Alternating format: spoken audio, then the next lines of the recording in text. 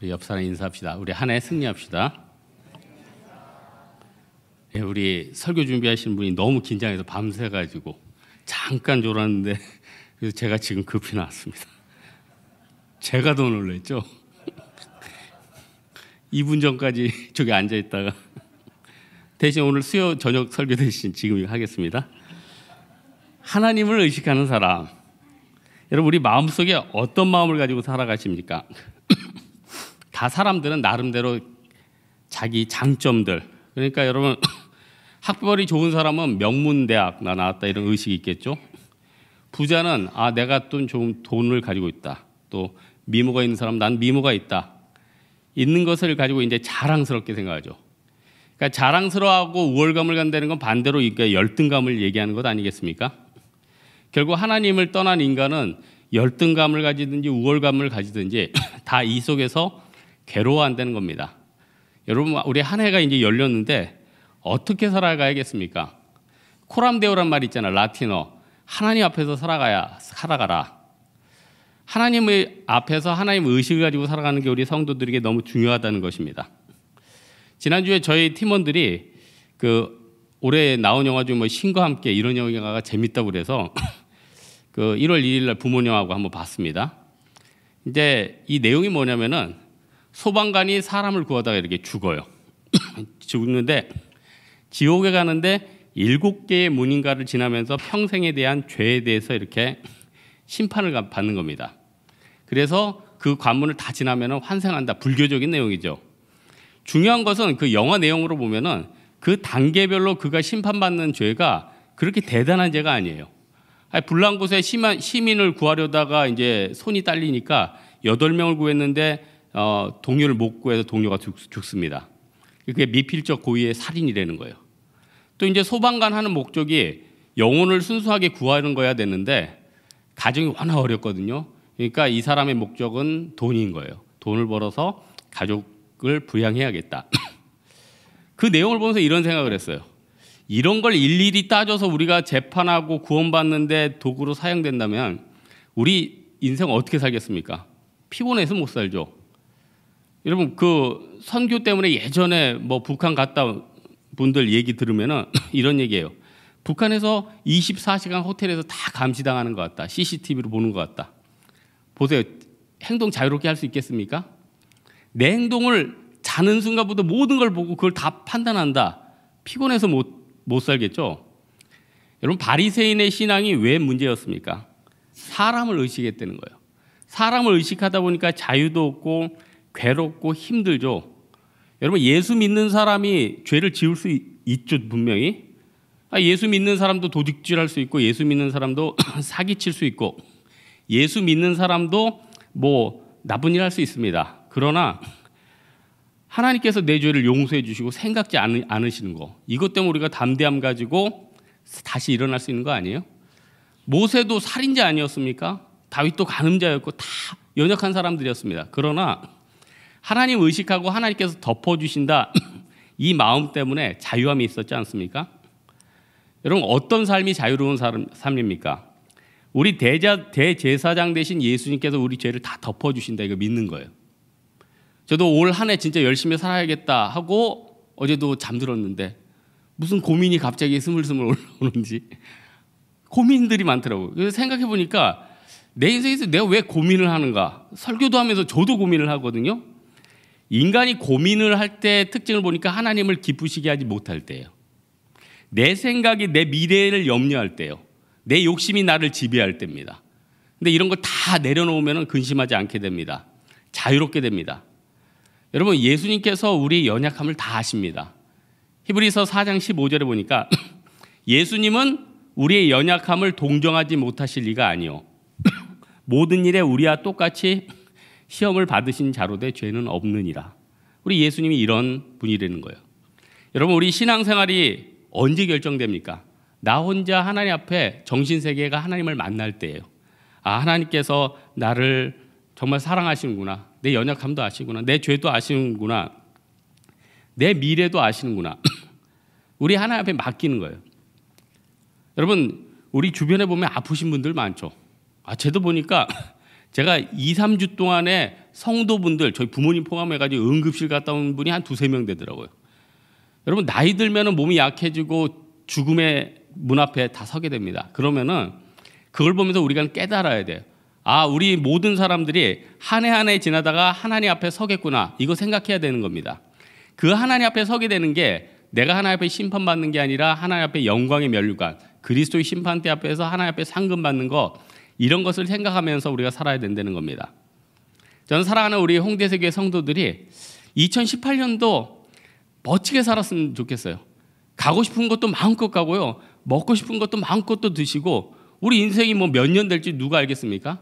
귀중하게 쓰다 보면은 하나님 앞에 귀하게 내 인생이 드려지게 된다는 것입니다.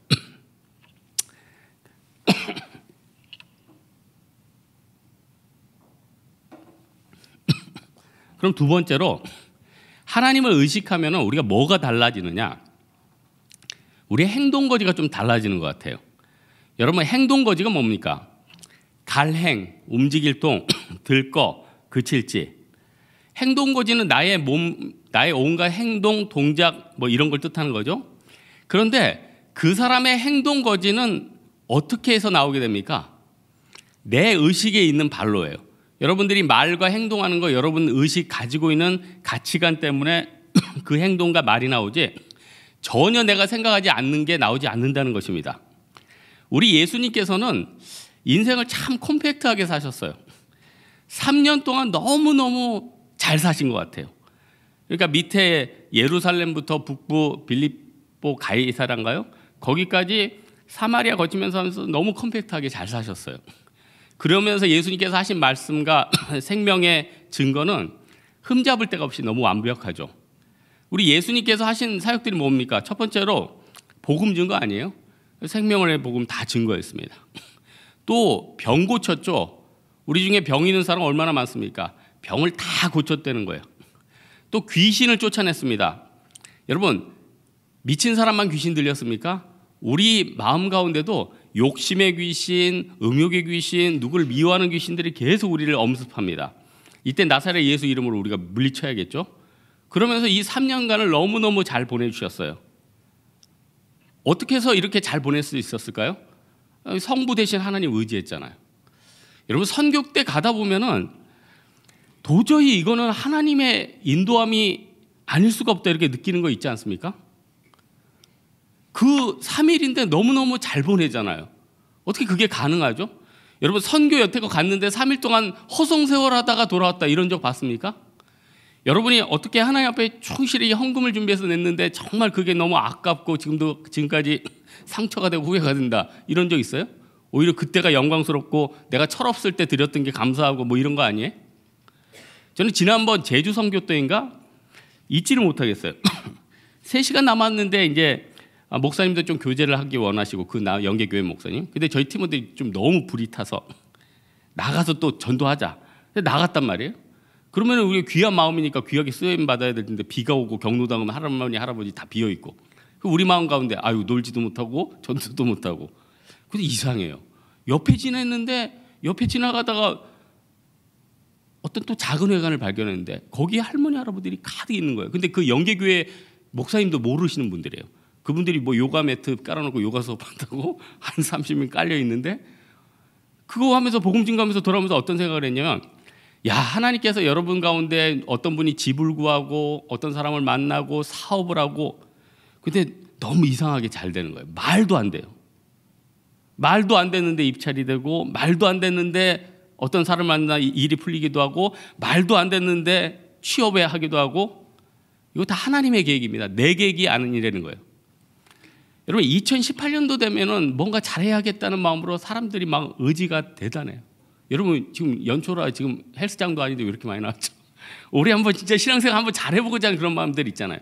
물론 여기 계신 분들은 새벽 예배 원래 열심히 나오는 분들입니다. 그러나 대부분의 분들은 아 올해는 좀 잘 살아야겠다 뭐 이런 마음들이 있거든요. 근데 그게 내 의지로 되느냐는 거예요. 내 운동하는 게 내 의지로 되느냐는 거예요. 내가 돈 버는 게 내 의지로 되느냐는 거예요. 내 의지로 하나도 안 되죠. 전능하신 하나님 앞에 나와가는 거예요.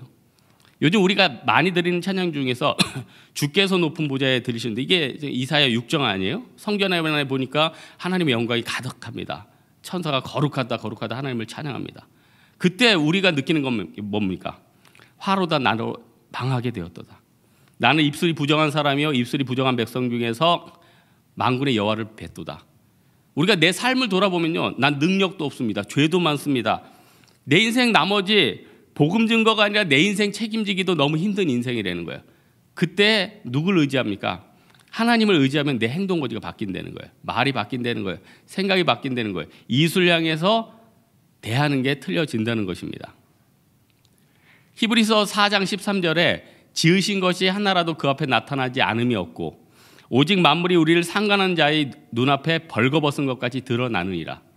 이게요, 불교나 다른 종교가 아니라 바로 기독교, 우리가 믿는 예수 그리스도 앞에서 이 모든 것들이 다 열려진다는 겁니다. 그래서 보면은 그렇게 죄책감 많았던 마틴 루터나 또 그렇게 진짜 성자적인 삶을 산 한격진 목사님이 초창기엔 다 이 죄책감에 사로잡히다가 나중에는 내가 죄인 괴수라고 고백은 하지만 그들 인생 가운데 굉장한 마음의 자유함이 있었다는 거예요. 어떻게 할 수 있습니까? 그리스도 안에서 내가 죄사함이 되고 그리스도 안에서 내가 하나님을 의지하니까 내 죄는 다 덮어지고 내가 영적인 자유를 얻게 된다는 것입니다. 여러분, 구약과 신약 중에 달라진 점 중에 가장 큰 게 뭡니까? 예전에는 죄를 해결하기 위해서 얼마나 힘들었습니까? 고행을 해야 됐고 제사를 드려야 됐고 절기를 지켜야 됐고, 이제는 만인 대제사장이잖아요. 아무리 큰 죄를 졌어도 예수님의 보혈로 내 죄를 용서할 걸 믿습니다 하면은 용서가 됩니다. 하나님이 기억하지 않으신대요. 하나님이 잊어버리신대요. 그러니까 우리가 어떻게 됩니까? 더 죄 짓습니까? 그게 아니죠. 하나님의 은혜를 생각해서 너무너무 감사해서 남은 인생을 하나님 앞에 드려야겠다. 그러다 보니까 우리의 삶이 선순환이 되는 거예요. 여러분, 세상을 바라보면은 영적인 부분이나 세상적인 부분이나 비슷한 것들이 있습니다. 정보가 있고 자본이 있는 사람들은 더 부가 늘어난다고 하죠. 왜 그렇습니까? 멘탈이 있고 지식이 있어요. 자본이 있어요. 그러니까 다른 사람보다 출발선상이 앞이잖아요. 금방 가잖아요. 영적인 것도 똑같이 적용됩니다. 예수님 더 의지하고 선교 열심히 가고 하나님 앞에 순종하는 사람들은 더 천국의 문이 열리는 거예요. 더 영적인 세계가 열리는 거예요. 그러다 보니까 뒤에 있는 사람보다 훨씬 많이 갑니다. 더 많은 영적인 보화가 내게 온다는 것입니다. 그렇다면은 우리가 어떻게 사는 게 지혜입니까? 하나님 의식하고 정말 믿음의 경주를 땡겨야 됩니다. 2018년대는 하나님을 의지하면서 믿음의 경주를 땡겨서 하나님 앞에 정말 영광의 면류관을 얻어야 된다는 것입니다. 마지막으로 우리 하나님을 의식하는 사람들은 하나님을 기쁘게 하는 데 관심을 가져야 된다는 겁니다. 여러분, 어떤 종목이든 그 일을 할 때 세 가지 파트가 있다고 하죠. 노력하는 사람도 있고 재능이 있는 사람도 있고 즐기는 사람이 있다. 너무 많이 들었지만은 어느 게 우월하다고 말할 수는 없어요. 어떤 사람은 뭐 즐기는 사람을 당할 수 없다고 얘기하지만은 아니, 자기는 노래를 즐기는데 주변 사람 재능이 없어요. 그러면 주변 사람들이 좀 피곤해할 수도 있고 그게 어느 단계까지 갈 수가 없는 거거든요. 그게 타고난 거라. 안 그렇습니까? 운동을 좋아해요. 그런데 그 사람은 나가는 재능이 없어요. 그러면 이제 서로 힘들어지는 거죠. 또 하나, 머리는 좋은데 노력을 안 한다면 공부를 잘할 수 있겠습니까?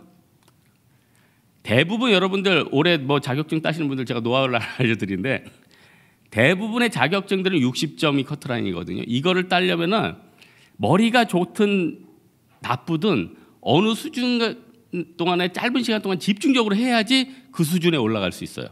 이건 노력이 없으면 안 되는 겁니다. 이건 머리로 하는 게 아니에요. 이건 엉덩이로 하는 거죠. 그리고 가장 핵심인데 내가 하는 일이 부담스러우면 그거 어떻게 잘할 수 있겠어요? 예? 어떻게 잘할 수 있겠어요? 여러분, 뭐 목회가 하는데 뭐 사람 만나는 게 두렵고 설교하는 게 싫고 뭐 이러면은 그 진짜 힘들어지는 거고, 요리사가 요리하는 게 지겹고 힘들고 두렵고 떨린다 이러면 참 힘들어지는 것 아니에요? 그러니까 중요한 것은 뭐냐면은 기쁘게 하는 게 참 중요해요. 이게 은혜라는 거예요. 그나마 하나님이 제게 주신 은혜는 저는 솔직히 얘기하면은 설교하는 게 그렇게 기쁘진 않아요. 응? 설교하는 게 그렇게 기쁘지 않은데 이렇게 갑자기 하게 됐으니까 얼마나 안 기쁘겠어요. 예? 근데 내 인생 가운데 보면은 특별한 은혜가 하나 있었는데 난 그게 은혜인 줄 몰랐는데 요즘 깨닫는 게 있어요. 태어나서 한 번도 기도가 막힌 적이 없었고 기도가 힘든 적이 없었고 전 다 그런 줄 알았어요. 그래서 누가 기도가 안 돼요, 답답해요 그러면은 한 번도 기도하면서 답답한 적이 없고, 아니 여러분 기도하면은 여러분 다 잘 되는 것 아닙니까? 아니 죄 지으면 죄 지은 나름대로 울면서 기도하면 하나님께서 죄 사함의 은혜가 있고, 또 어떤 게 갖고 싶으면 기도하면 하나님이 주실 것이다 하는 그런 기대감이 있고, 또 어떤 사람을 위해서 또 중보 기도하면 그 사람에 대한 중보 기도를 함으로써 오는 기쁨이 있는 거 아닙니까? 이게 은혜인지 몰랐다는 거예요. 그러니까 여러분 잘 생각해 보세요. 우리 여전도에 계시는 분들, 어떤 분들은 뭐 전도하는데 하나도 안 힘든 분들이 있어요.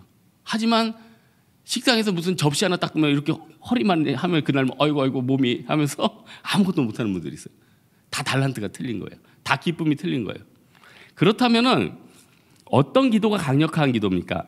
하나님, 내가 하려는 이 일이 기쁘게 도와주십시오. 저도 하나님 앞에 기도하고 있어요. 하나님, 내 안에 부담스러운 것들이 몇 가지 있는데 요것들이 기쁨으로 좀 바뀌기 원합니다. 그러면 얼마나 강력해지겠습니까? 얼마나 행복해지겠습니까? 얼마나 자유롭겠습니까? 어떤 조직이든지요, 그 안에 있는 사람들 그 일하는 것을 기뻐하면은 그 조직은 폭발 안 할 수가 없습니다. 그 조직은 남들이 도저히 따라갈 수가 없는 거예요. 그 사람은 도저히 남들이 따라갈 수 없는 그런 인생이 되게 된다는 겁니다. 그래서 이사야가 하나님 앞에 화로다, 나로 망하게 되었도다 탄식하다가 나중에 어떻게 됩니까? 주여 나를 보내소서, 기쁨으로 변화된 겁니다. 하나님이 기쁨이 된 거예요. 내 사역이 기쁨이 된 거예요. 이사야 정말 대단한 사람 아닙니까? 이 사람 나중에 톱으로 켜가지고 순교당했대죠. 하지만 하나님을 기쁘시게 하면서 그 인생이 얼마나 드려지고 대선지자가 되었습니까? 사람들은 본능적으로 자기를 위해서 살아갑니다. 철저히 자기만을 위해서 살아가요. 어쩔 수 없어요. 이거는 본능의 문제이기 때문에 그거를 나쁘다라고 얘기할 수는 없는 거예요. 철저히 자기 위주입니다. 어쩔 수 없어요. 내가 신앙생활 잘해야 되고요, 내가 따뜻한 거 먹어야 되고, 내가 부를 축적해야 되고, 내가 좋은 직장을 얻어야 됩니다. 그런데 이게 바뀌는 전환점이 뭡니까? 내가 하나님의 기쁨이 되는 거예요. 하나님, 내가 하나님의 기쁨 되기 원합니다. 이거 꼭 바뀌어야 돼요. 내가 하나님의 기쁨이 안 되면 어떻게 되냐면 근심이 내 마음을 찌릅니다. 욕심이 내 마음을 찌릅니다. 내가 부자유스럽습니다. 내 정신세계를 다른 것들이 지배합니다.